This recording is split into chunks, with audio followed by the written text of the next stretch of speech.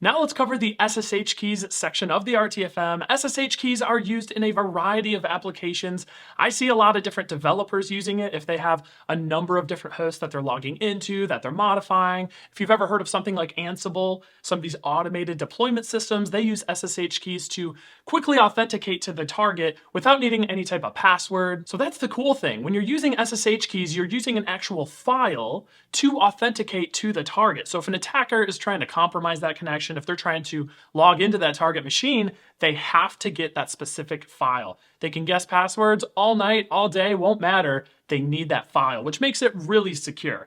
Now, there's a huge downside and a lot of risk that a lot of users put on themselves that they don't have to when they use SSH keys, and that's that they don't put a password on that SSH key. Kind of like a password manager. Typically, you want to have your SSH key file, put a password to use that file, then you enter in the password, unlock the key, and then you can use the key against the target. That makes it so if an attacker does somehow get your file, they need that password to connect, right? They still can't connect unless they keylog you or something like that. And that's something that you should all know if you're conducting a red team assessment. It's not uncommon to come across SSH keys that don't have passwords on them. You can just grab them, replay them, run them, right? Run with them and do whatever you want to do. So we're going to go through this section, set up SSH keys here. We're going to run this SSH keygen command. We're going to create some directories against our target, and then we're going to copy up our public key to the target. And that's something that we need to talk about. With SSH keys, you have this concept of a private and a public key.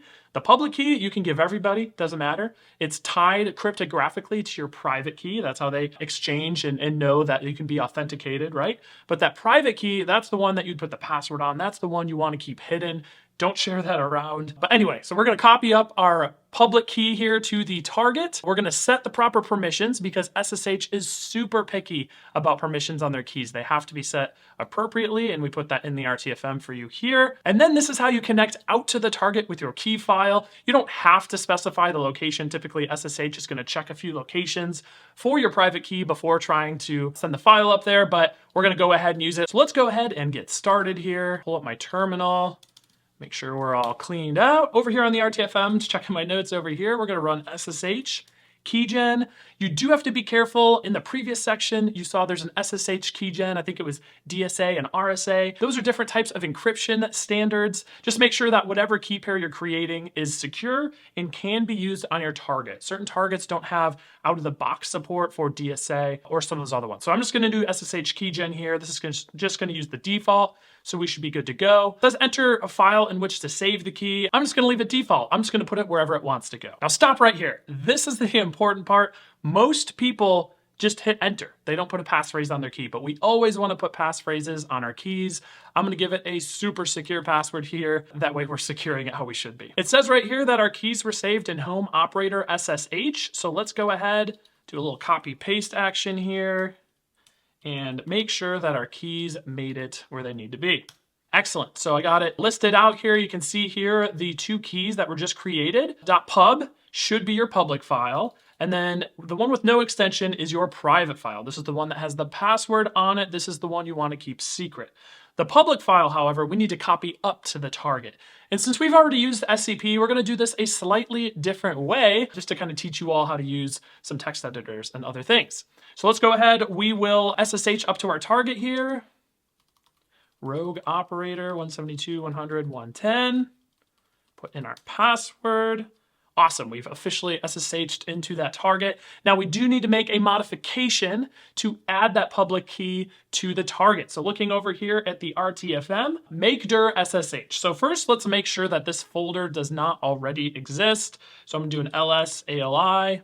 Okay, great. I do not see that SSH folder. If they are using SSH quite a bit, that folder may already be there, not a big deal. So I'm gonna go ahead and run the makedir.ssh, cd into SSH, and then moving on through the RTFM, we're gonna use touch to create a file called authorized keys. Now touch is a utility that creates an empty file on the host. It's 0 bytes, there's nothing there, but it can be useful if you just need to create files really quickly and don't want to open a big text editor.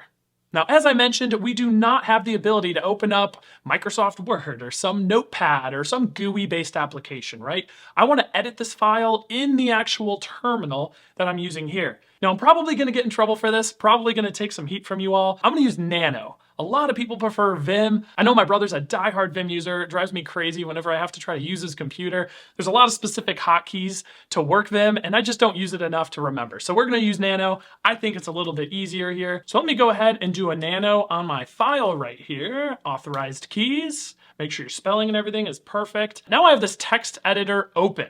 The one thing I'm missing is the text that I need to paste in there. So let's go ahead, let's find that .ssh folder. I did want to show you something real quick too. Let me do this because I think this is going to save a lot of you a lot of time. If you'll see right here, I just ran an ls and it is not showing up here. My SSH folder's not here, even though it is here, right? That's because it's a hidden file. In Linux, if a file name is prepended with a period, it means to hide it from users, right? It's not too difficult to show it. We're gonna do an ls ali like I've been doing, and you should see the folder right here. So just remember, whenever you're listing out files, do an ls ali. It'll show you all those hidden files and some other things. I don't know, I'm just used to running ls ali. It's always what I do. Let's go ahead into our .ssh folder here. We'll cat out our ID RSA. Remember, we want the public key. We do not want to copy the private key up there. We're going to go ahead and copy it, come over here, paste it.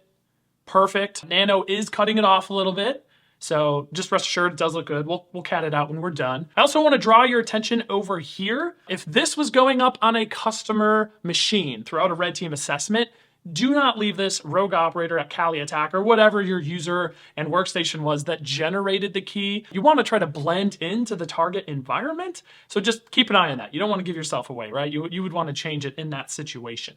So now using Nano, we're going to Control X, Y, Enter. And what that does is it just saves the file and overwrites it. You know, it's going to ask you, are you sure? Do you want to overwrite those changes? So Control X, Y, Enter. That's how you do it. I always wrote that down and now I know it by heart and good to go. So now that we have our file up there, we do have to set those proper privileges on the SSH folder and the authorized keys file. SSH is really picky, especially about private keys. So let's come over here. Let's run our chmod 700. The RTFM says to run it against root, but as we know, we just created it in our actual user home directory. So we're going to do chmod 700 /.ssh. That should set it on the folder, and then we're going to do another one. Let's see here on the same thing, but we're going to do our authorized keys file.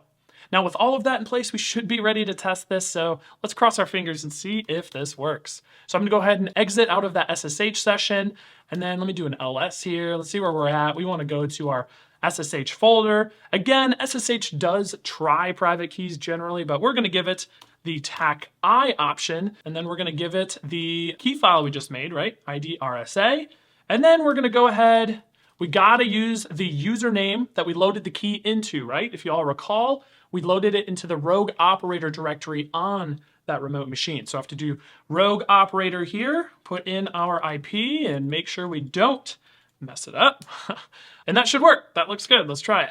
Ah, perfect. So if you remember, we put a password on our key and it locks it. Now, some Linux distributions will remember that password somehow. I don't know if it puts it in an encrypted database, encrypted by the user password of that user that's using that Kali distro. However it works, I'm gonna go ahead and put in my password here that I set for that key, and I think I put it in wrong.